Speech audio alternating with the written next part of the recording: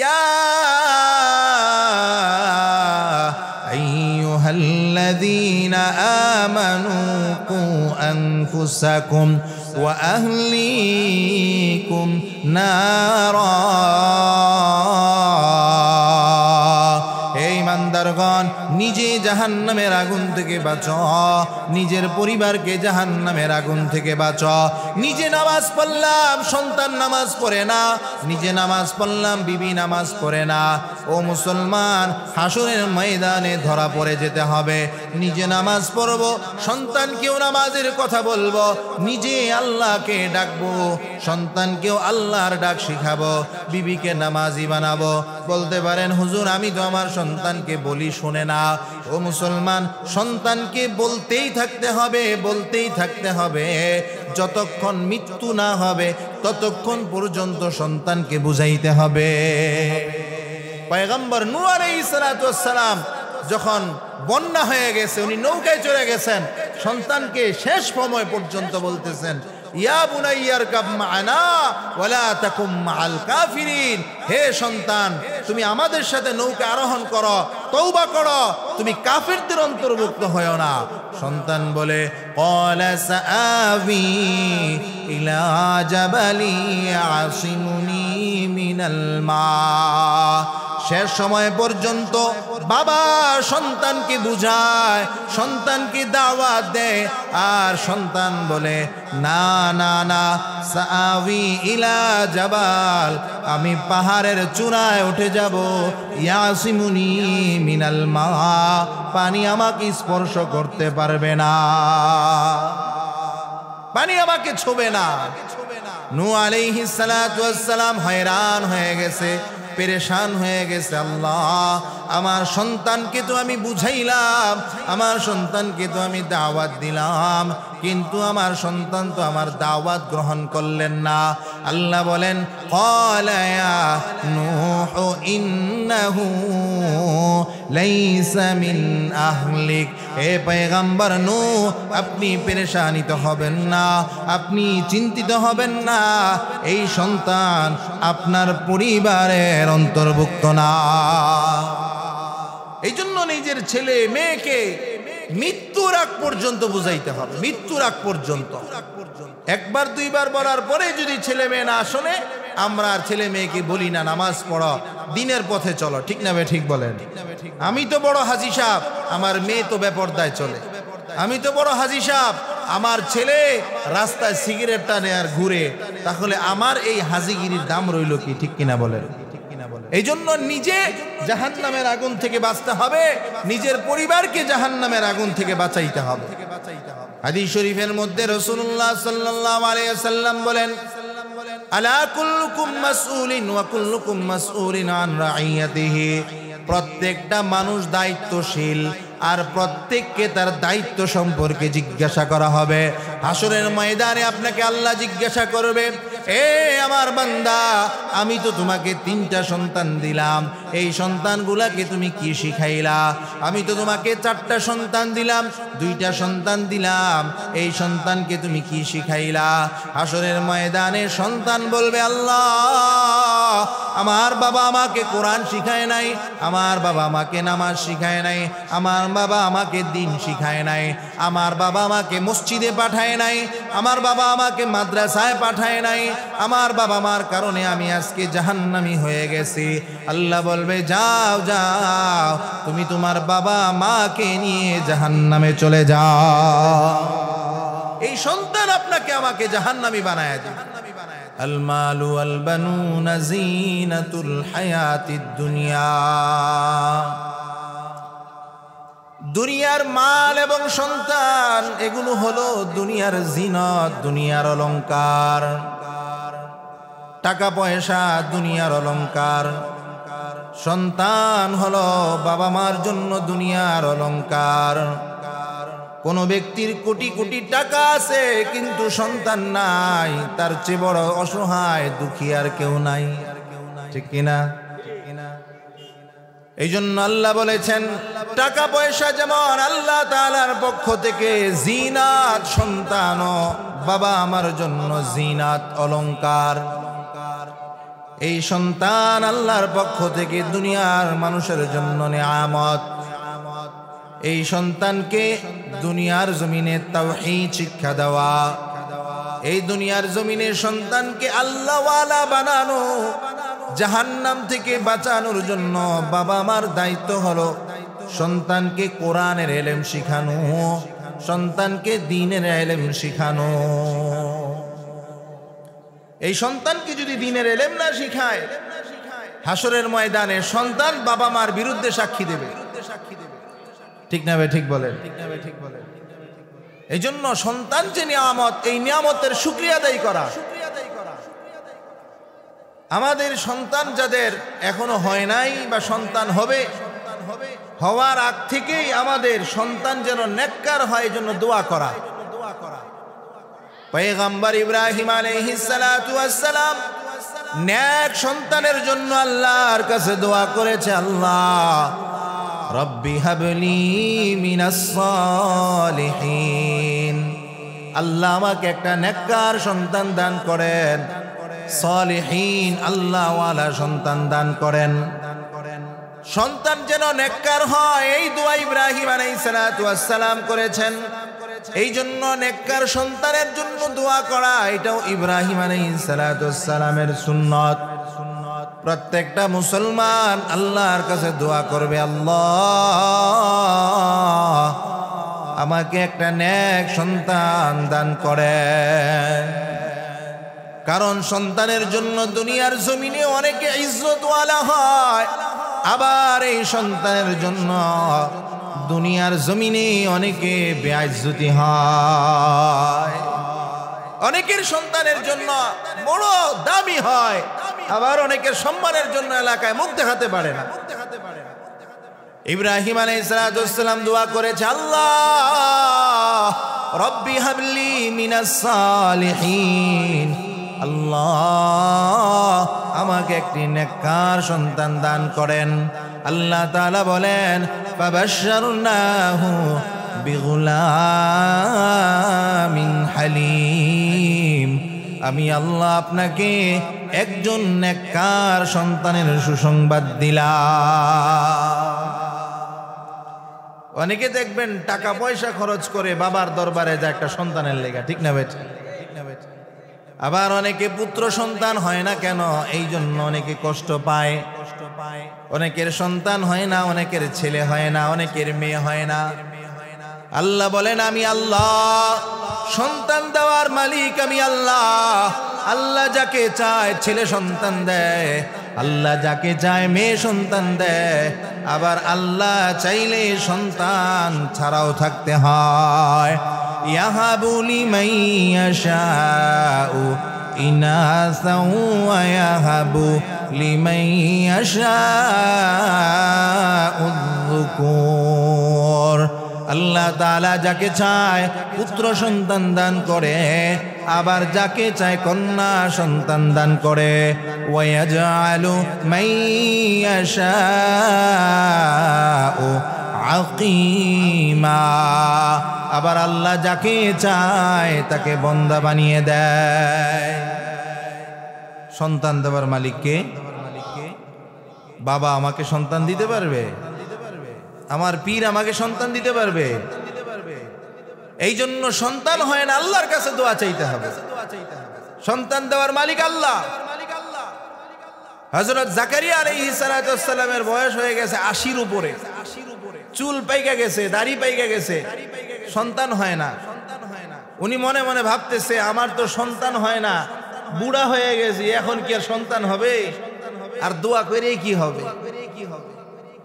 উনি বাইতুল মুকাদ্দাসের ভিতরে একটা মেহরাব ছিল, ওই মেহরাবের ভিতরে ওনার ভাতিজি ছিল, কোন কোন রাতে আসছে ভাগ্নি, হযরত মারিয়াম আলাইহা সালাতু ওয়াস সালাম। উনি ওই মারিয়াম আলাইহা সালাতু ওয়াস সালামের কামরায় ঢুকছে, ঢুকার পরে দেখে মারিয়াম আলাইহা সালাতু ওয়াস সালাম এমন এমন ফল খাইতেছে যেগুলো মৌসুমি ফল না, আমের সিজন নাই, আম আসলে মানুষ আশ্চর্য হয়, ঠিক কিনা বলে? কাঁঠালের সিজন না, কাঁঠাল দেখলে মানুষ আশ্চর্য হয়, কি রে এখন কাঁঠাল কই পাইলা? তরমুজের সিজন ছাড়া যদি তরমুজ পায় মানুষ আশ্চর্য হয়, ঠিক না ভাই? ঠিক। আল্লাহ তাআলা এই ঘটনাটা কোরআনের ভিতরে আনছেন। কুল্লামা দাখালা আলাইহা যাকারিয়াল মিহরাব ওয়াজাদা ইনদাহা রিজকা। যখন যাকারিয়া আলাইহিস সালাতু ওয়াস সালাম হযরত মারিয়াম আলাইহাস সালাতু ওয়াস সালামের কামরায় ঢুকলেন, যাওয়ার পর তাকায়া দেখে ওয়াজাদাহা ইনদাহা রিজকা, ওখানে অনেকগুলো ফলের ব্যবস্থা, রিজিকের ব্যবস্থা, যেটার মৌসুম নাই ওই রিজিকই দেখা যায় উপস্থিত। সুবহানাল্লাহ। قال يا مريم أنى لك هذا। তিনি মারিয়াম আলাইহাস সালাতু ওয়াস সালামকে জিজ্ঞাসা করলেন, ও মারিয়াম, এই ফল, এই রিজিক তুমি কোথায় পাইলা? এই ফলের তো এখন মৌসুম না, শীতের মৌসুমের ফল গরমের মৌসুমে দেখা যায়, আবার গরমের মৌসুমের ফল শীতের মৌসুমে দেখা যায়। মারিয়াম আলাইহাস সালাতু ওয়াস সালামকে যখন যাকারিয়া আলাইহিস সালাতু ওয়াস সালাম জিজ্ঞাসা করলেন, তখন মারিয়াম আলাইহাস সালাতু ওয়াস সালাম জবাব দেয়, হিয়া মিন ইনদিল্লাহ, এগুলো আমি আমার আল্লাহর পক্ষ থেকে পেয়েছি। তখন উনি মনে মনে ভাবতেছেন, যেই মৌসুমে যেই ফলের সিজন না, ওই মৌসুমে যদি আল্লাহ তাআলা ওই আন সিজনের ফল খাওয়াতে পারে, তাহলে আমার বয়স হয়েছে কি হয়েছে, আমার আল্লাহ তো আমাকে সন্তানও দিতে পারে। উনি দোয়া করলেন, হুনালিকা দাআ যাকারিয়া রাব্বা ক্বালা রাব্বি হাবলি মিন লাদুনকা যুররিয়াতান তাইয়্যিবা। উনি আল্লাহর কাছে দোয়া করলেন, আল্লাহ মাওলা আমাকে একটা পবিত্র নেককার সন্তান দান করেন। ওনার দোয়ার কারণে আল্লাহ তাআলা হযরত ইয়াহইয়া আলাইহিস সালাতু ওয়াস সালামকে এই বৃদ্ধ বয়সে সন্তান হিসাবে দান করলেন।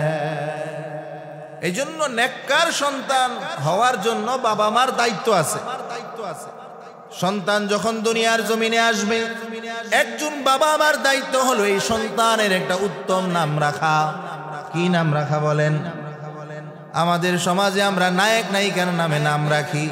হাদিস শরীফের মধ্যে আসে, হাসরের ময়দানে আল্লাহ তাআলা প্রত্যেকের নাম এবং পিতার নাম ধরে ডাকবে। এখন যদি কেউ নায়ক নায়িকার নামে নাম রাখে, তাইলে তো নায়ক নায়িকার নামেই তাকে ডাকবে, ঠিক কিনা বলেন? আর যদি নবীদের নামে রাখে, সাহাবীদের নামে রাখে, তাহলে নবীদের নামেই তাদেরকে ডাকবে, সাহাবীদের নামেই তাদেরকে ডাকবে, ঠিক না ভাই?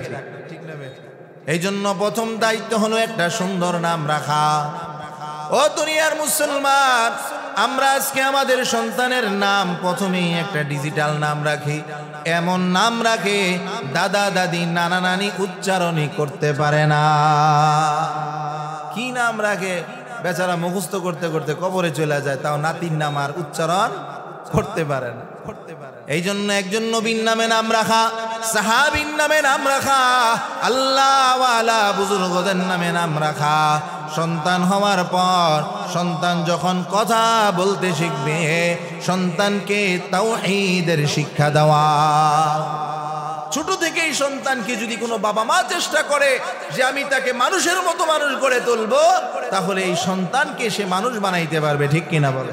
ঠিক কিনা বলে? আপনাদেরকে যদি একটা ছোট্ট উদাহরণ দেই,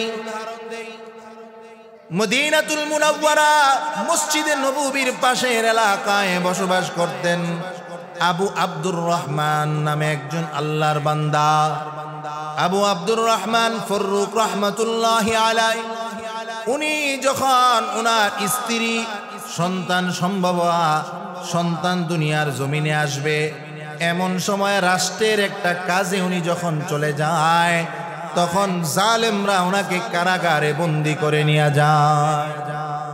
বিবি সন্তান সম্ভবা, আর উনি জালেমের কারাগারে বন্দী। কিন্তু বিবি জানে না স্বামী যে কারাগারে বন্দী। আবু আব্দুর রহমান ফররুক রহমাতুল্লাহি আলাইহি 30,000 দিনার বিবির কাছে রেখে গেছে। ও বিবি, এই 30,000 দিনার আমি তোমার কাছে আমানত রাখলাম, এই আমানত তুমি হেফাজত করবা। আবু আব্দুর রহমান ফারুক রহমাতুল্লাহি আলাইহি জালেমের কারাগারে বন্দী হয়ে আছে। ওনার গর্ভে একটা সন্তান হয়েছে, ছেলে সন্তান। ওই সন্তানের নাম রেখেছে রবিআতুর রায় রাদিয়াল্লাহু তাআলা আনহু। সুবহানাল্লাহ। রবিআতুর রায় কে ছিলেন? ওই জমানার একজন সবচেয়ে বড় আলেম ছিলেন, মুহাদ্দিস ছিলেন, আল্লাহওয়ালা বুজুর্গ ছিলেন। বাবা কারাগারে বন্দী, মা সন্তানকে মানুষ করেছে। ওই যে 30,000 দিরহাম রেখে গেছে, এই টাকা মা 1 টাকা 2 টাকা করে করে সন্তানকে আলেম বানিয়েছে। এই রবিআতুর রায় মা যখন এই সন্তান ছোটবেলা, মা সন্তানকে নিয়ে উস্তাদজির কাছে চলে গেছে। উস্তাদজিকে বলেছে, উস্তাদজি আমার এই সন্তানকে আলেম বানাইয়া আমার কুলে ফিরাইয়া দিবেন, আলেম হওয়ার আগে আমি তাকে আমার বাড়িতে নিতে চাই না। 28 বছর পার হয়ে গেছে। কত বছর? 28 বছর পার হয়ে গেছে। ওই যে বাবা জালেমের কারাগারে বন্দী ছিলেন, আবু আব্দুর রহমান ফারুক রহমাতুল্লাহি আলাইহি 28 বছর পর জালেমের কারাগার থেকে মুক্ত হয়েছেন। মুক্ত হওয়ার পরে বাড়িতে আসছেন। বাড়িতে এসে স্ত্রীকে যখন আওয়াজ করলেন, বিবি দরজা খুলে দেখে স্বামী দরওয়াজার সামনে দাঁড়ানো। বিবি ডাক দিয়া বলে, ও স্বামী, আমরা তো ভেবেছিলাম আপনি দুনিয়ার জমিন থেকে চির বিদায় নিয়ে চলে গেছেন।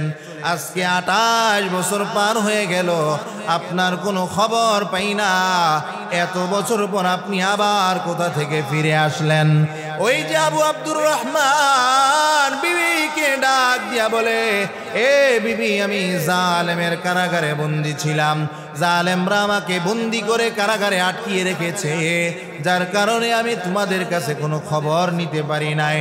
আবু আব্দুর রহমান ফারুক রহমাতুল্লাহ আলাইহি বলে, বিবি, তোমার গর্ভে আমি আমার সন্তান রেখে গিয়েছিলাম। এই সন্তান ছেলে না মেয়ে হয়েছে? বিবি বলে, আপনার পুত্র সন্তান হয়েছে। আবু আব্দুর রহমান বলে, আমার সন্তান কি হয়েছে? তাকে কোন লাইনে পড়াইয়াছ? তাকে আলেম বানিয়েছ না তাকে ইংরেজি শিক্ষিত করেছ? তখন ওই আবু আব্দুর রহমানের স্ত্রী বলে, না না, আপনার সন্তানকে আলেম বানিয়েছে। এবার আবু আব্দুর রহমান বলে, তোমার কাছে তো আমি 30,000 দিনার রেখে গিয়েছিলাম, মনে আসেনি? এই 30,000 দিনার আমাকে ফিরাইয়া দাও। চিন্তা করছেন? আমগো বিবি হইলে কইতো চিন্তা করছে, এতদিন পর আইছে আবার টাকা চায়। গড়তে বেরিয়ে যাও মিয়া, বলতো কি বলতো না? আর আবু আব্দুর রহমান ফারুক, ওনার বিবি বলে, স্বামী আপনি ক্লান্ত পরিশ্রান্ত, বহুকাল আপনি জালেমের কারাগারে ছিলেন, আপনি বিশ্রাম করেন, আপনার জন্য উত্তম খাবারের ব্যবস্থা করি, আপনার টাকা 1 টাকাও আমি নষ্ট করি নাই, আপনার আমানত আমি আপনাকে বুঝাইয়া দেব। কেমন মা ছিলেন, কেমন মহিলা ছিলেন! এই জন্য মুসলমান ইমানদার, মা যদি ভালো হয় সন্তান ভালো হয়, বাবা যদি ভালো হয় সন্তান ভালো হয়। এখন আপনি এই গ্লাসের ভিতরে যদি পানি রাখেন, গ্লাসটা পরিষ্কার হলে পানিটাও পরিষ্কার থাকবে, ঠিক না বে ঠিক? আর যদি বোতলটা নাপাক হয়, বোতলের ভিতরে ময়লা থাকে, তাহলে পানিটাও নাপাক হয়ে যাবে। ও মুসলমান, মা ভালো হলে সন্তান ভালো, বাবা ভালো হলে সন্তান ভালো। আবু আব্দুর রহমান ফারুক রহমাতুল্লাহি আলাইহি বিশ্রাম করার পর ওই যে মসজিদে নববীতে জোহরের নামাজের আজান হয়ে গিয়েছে। জোহরের নামাজের আজান হওয়ার পর আবু আব্দুর রহমান ফারুক রহমাতুল্লাহি আলাইহি বলে, আমি মসজিদে নববী থেকে জোহরের নামাজ আদায় করে আসি। বিবি বলে, আপনি মসজিদ নববীতে যাওয়ার পর আপনার সন্তানকে আপনি তালাশ করবেন, আপনার সন্তানকে আপনি মসজিদ নববীতে পাবেন। আপনার সন্তানের নাম হলো রবিআতুর রায়। আপনার সন্তান তো মসজিদ নববীতে আছে, ওখানে যে জিজ্ঞাসা করবেন রবিআতুর রায় নামে কে আছে এখানে, তাইলে আপনি আপনার সন্তানের পরিচয় পেয়ে যাবেন। সুবহানাল্লাহ বলেন। জোহরের নামাজ পড়েছেন মসজিদে নববীতে। যারা হাজী সাহেব হজে গিয়েছেন আপনারা দেখবেন নামাজের পরে পিলারের গোড়ায় গোড়ায় হুজুররা বৈশা বৈশা পড়ায়, ঠিক কিনা? আবার অনেক বড় বড় জামাত হয়, ওখানে মানুষ হাদিস পড়ায়। ওই মসজিদে নববীতে মালিকি মাযহাবের ইমাম মালিক রাহমাতুল্লাহি আলাইহি সবচাইতে ভালো ব্যাখ্যা করে স্বপ্নের আল্লামা ইবনে সিরিন রাহমাতুল্লাহি আলাইহি ওই জমানার বড় বড় যত আলেম ছিলেন, জোহরের নামাজের পর সব আলেম এক জায়গায় একত্র হয়ে গেলেন। সকলে অপেক্ষায় আছেন, আপনারা যেমন মাহফিলে আসছেন অপেক্ষায় আছেন, হুজুররা ওয়াজ করবে আপনারা শুনবেন, বক্তা নাই, চেয়ার খালি, অপেক্ষায় বসে আছে। প্রত্যেকটা মুসল্লি, প্রত্যেকটা আলেম ওই মসজিদে নববীর দরসের ভিতরে, ক্লাসের ভিতরে বসে আছে, অপেক্ষায় আছে। উস্তাদ আসবে, ক্লাস করাবে। বড় বড় আলেমরা ক্লাসে বসছে, বড় বড় মুহাদ্দিসরা ক্লাসে বসছে। ওই জমানার বড় বড় আল্লাহওয়ালা বুজুর্গরাও ক্লাসের মধ্যে বসছে। কিছুক্ষণ পরে 28 বছর বয়সের একজন আল্লাহর বান্দা যুবক, একজন আলেম ওই চেয়ারের ভিতরে দরজ দেওয়ার জন্য বসে গেছে। উনি দরজ দিতেছেন, ক্লাস দিতেছেন। চলতে চলতে 2 ঘন্টা পার হয়ে গেছে। 2 ঘন্টা অতিবাহিত হওয়ার পর ক্লাস শেষ হয়ে গেছে। আল্লাহু আকবার। এবার ওই যে বাবা আবু আব্দুর রহমান, উনি একজনকে জিজ্ঞাসা করে, এই যে ছেলেটা 28 বছর বয়স, কত চমৎকার ক্লাস করলেন, কত চমৎকার ওয়াজ করলেন, নসিহত করলেন, তার বাবা মা কত বড় সৌভাগ্যবান, এই ছেলেটা, এই আলেমের নাম কি? তখন পাশের আল্লাহর বান্দা বলে, ওনাকে আপনি চিনেন না? কি বলেন? উনি তো হলেন এই জমানার সবচেয়ে বড় আলেম, ওনার নাম হলো রবিআতুর রায়। নিজের সন্তান চেয়ারে বৈশা বয়ান করে আর বাবা বসে বসে শুনে, সন্তানকে চিনেন। আবু আব্দুর রহমান ফররুক রাহমাতুল্লাহি আলাইহি ওই মসজিদে নববীতে চোখের পানিগুলো জর্জর করে ছেড়ে দেয়, আল্লাহর দরবারে শুকরিয়া আদায় করে, মাওলা আপনি আমাকে এত বড় আলেমের বাবা বানায়া দিলেন, মাওলা আমি তো এত বড় আলেমের বাবা হওয়ার যোগ্য ছিলাম না। ওই আল্লাহর বান্দা আবু আব্দুর রহমান বাড়িতে চলে গেছে, বিবিকে জড়ায়া ধরে বলে, এ বিবি, তুমি আমার মনের আশা পুরা করেছ। আমার মনের ভিতরে বড় তামান্না ছিল আমার সন্তানটা যেন আলেম হয়। আমি জালেমের কারাগারে 28 বছর বন্দী ছিলাম, এমন একটা রাত্র নাই আমি আল্লাহর কাছে দোয়া করি নাই যে আল্লাহ আমার সন্তানটাকে আপনি বড় আলেম বানায়া দেন, আমার সন্তানটাকে আল্লাহওয়ালা বানায়া দেন, আমার সন্তানটাকে বুজুর্গ বানিয়ে দেন। আমি জালেমের কারাগার থেকে দোয়া করেছি, তুমি ঘর থেকে মেহনত করেছ, আল্লাহ তাআলা আমার সন্তানকে যুগশ্রেষ্ঠ আলেম বানায়া দিয়েছে। এই জন্য বাবা, আপনার আমার সন্তান আল্লাহ দিয়েছে, এই সন্তানকে যদি আপনি আমি মানুষের মতো মানুষ বানাতে না পারে, তাহলে এই সন্তান আপনার আমার জাহান্নামের কারণ হয়ে যাবে, জাহান্নামের কারণ হয়ে যাবে। এই জন্য আল্লাহ বলেন, ইয়া আইয়ুহাল্লাযীনা আমানু কু আনফুসাকুম ওয়া আহলিকুম নারা। ইমানদারগণ, নিজে জাহান্নামের আগুন থেকে বাঁচো, নিজের পরিবারকে জাহান্নামের আগুন থেকে বাঁচো। নিজে নামাজ পড়লাম, সন্তান নামাজ পড়ে না, নিজে নামাজ পড়লাম, বিবি নামাজ পড়ে না। ও মুসলমান, হাসরের ময়দানে ধরা পড়ে যেতে হবে। নিজে নামাজ পড়বো, সন্তানকেও নামাজের কথা বলবো, নিজে আল্লাহকে ডাকবো, সন্তানকেও আল্লাহর ডাক শিখাবো, বিবিকে নামাজি বানাবো। বলতে পারেন, হুজুর আমি তো আমার সন্তানকে বলি শোনে না, না। ও মুসলমান, সন্তানকে বলতেই থাকতে হবে, বলতেই থাকতে হবে, যতক্ষণ মৃত্যু না হবে ততক্ষণ পর্যন্ত সন্তানকে বুঝাইতে হবে। পয়গম্বর নূহ আলাইহিস সালাতু ওয়াস সালাম যখন বন্যা হয়ে গেছে, উনি নৌকায় চড়ে গেছেন, সন্তানকে শেষ সময় পর্যন্ত বলতেছেন, ইয়া বুনাইয়া আরকাব মা'ানা ওয়ালা তাকুম মা'আল কাফিরিন, হে সন্তান তুমি আমাদের সাথে নৌকা আরোহণ করো, তওবা করো, তুমি কাফিরদের অন্তর্ভুক্ত হয়ো না। সন্তান বলে, ক্বালা সাআবি ইলা জাবালি ইয়াসিমুনি মিনাল মা। শেষ সময় পর্যন্ত বাবা সন্তানকে বুঝায়, সন্তানকে দাওয়াত দেয়, আর সন্তান বলে, না না না, সাআবি ইলা জাবাল, আমি পাহাড়ের চূড়ায় উঠে যাব, ইয়াসিমুনি মিনাল মা, পানি আমাকে স্পর্শ করতে পারবে না, পানি আমাকে ছোবে না। নূহ আলাইহিস সালাতু ওয়াস সালাম হয়রান হয়ে গেছে, পেরেশান হয়ে গেছে। আল্লাহ, আমার সন্তানকে তো আমি বুঝাইলাম, আমার সন্তানকে তো আমি দাওয়াত দিলাম, কিন্তু আমার সন্তান তো আমার দাওয়াত গ্রহণ করলেন না।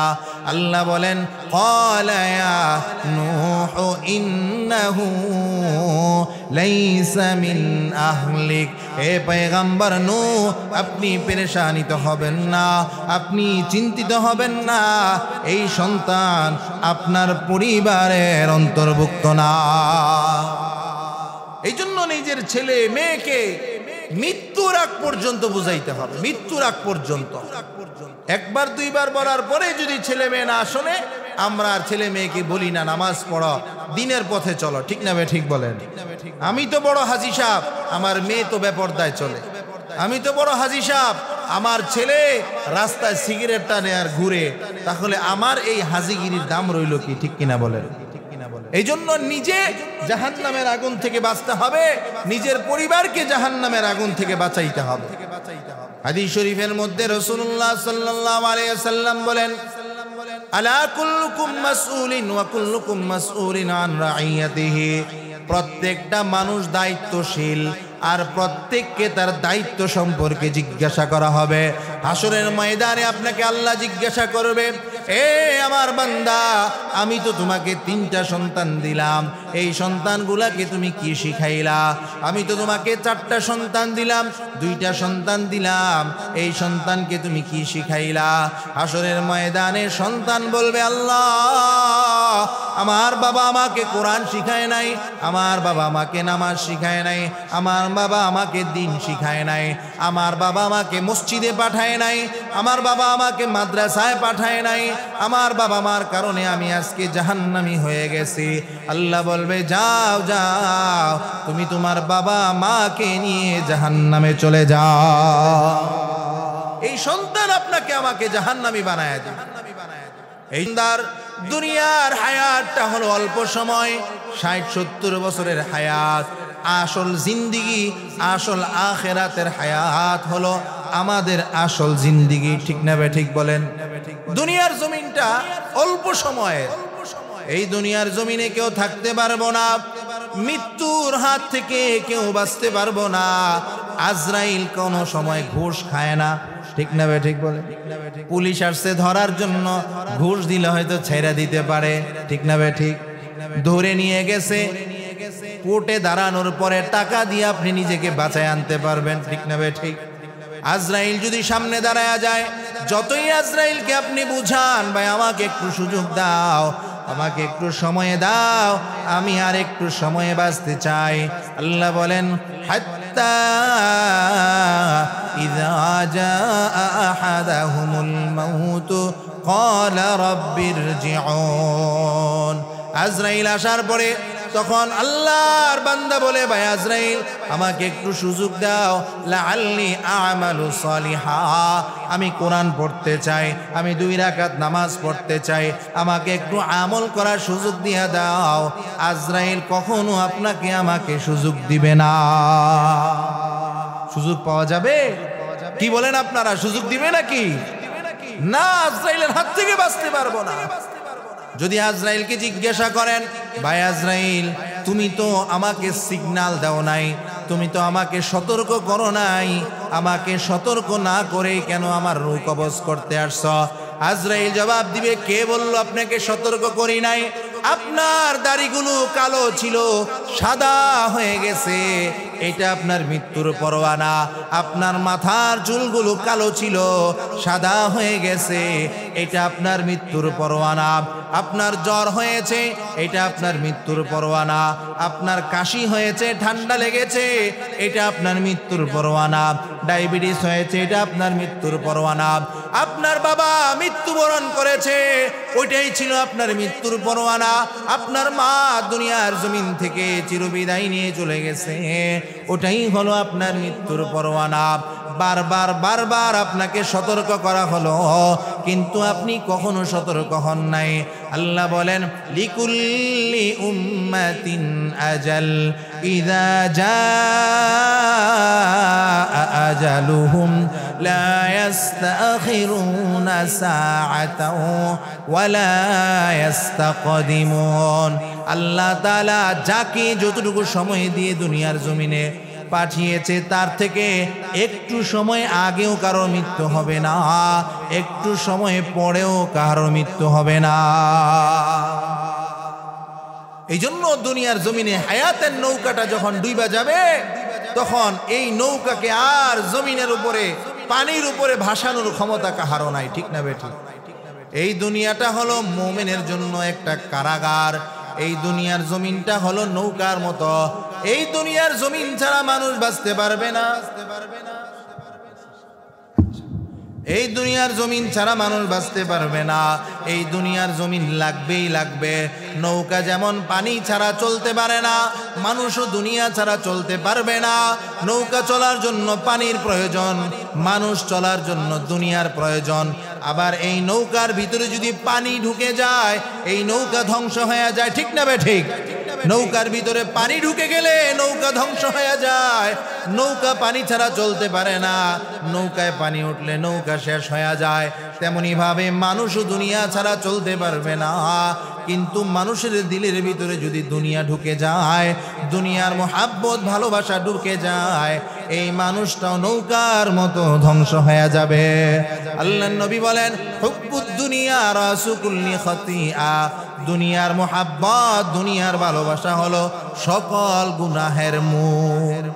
সব গুনাহের মূল হলো দুনিয়ার মোহাব্বত, দুনিয়ার ভালোবাসা।